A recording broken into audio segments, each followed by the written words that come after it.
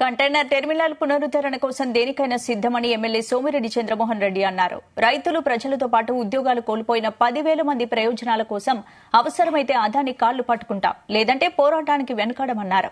AP maritime board పర్యవేక్షణలో ఉన్న port నుంచి కంటైనర్ టెర్మినల్ తరలిపోతున్నా అప్పటి సీఎం జగన్మోహన్ రెడ్డి నోరు విప్పలేదన్నారు.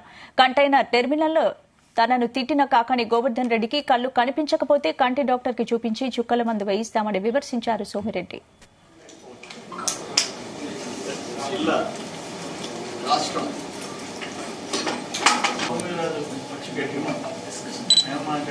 కృష్ణపట్నం కంటైనర్ పోర్ట్ తిరిగి పునరుద్ధరించాలా?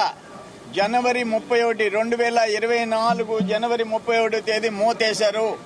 నేను జనవరి 20వ తేదీ చెప్పాను, కృష్ణపట్నం కంటైనర్ పోర్ట్ ఎగుమతులు, దిగుమతులు, రైతులకు సంబంధించిన రొయ్యలు, చేపలు, బియ్యము, పొగాకు, మిర్చి, గ్రానైట్ మొత్తం ఎగుమతులు, దిగుమతులు ఆగిపోతున్నాయి. ఆఖరణ డర్టీ పోర్ట్ కింద మిగులుతుందని జనవరి 20వ తేదీ చెప్పా. అదే జరిగింది. నేను ఆ రోజు చెప్పిన ఉత్త బొగ్గు, బూడిద, ఐరన్ ఓర్ తెచ్చి మా మొఖాన్ని కొట్టి మీరు కంటైనర్ పోర్ట్ ఎత్తుకెళ్లిపోతున్నారు, రాయలసీమ, నెల్లూరు, ప్రకాశం, గుంటూరుకి రైతులకు సంబంధించిన ఎగుమతుల్ని కిల్ చేస్తున్నారని చెప్పా. ఆ రోజు జగన్మోహన్ రెడ్డి నోరు తెరవలే. ఇది ఏపీ మ్యారిటైమ్ బోర్డు ఓనర్షిప్ 2039కి ఆంధ్రప్రదేశ్ ప్రభుత్వానికి హ్యాండ్ ఓవర్ అవుద్ది.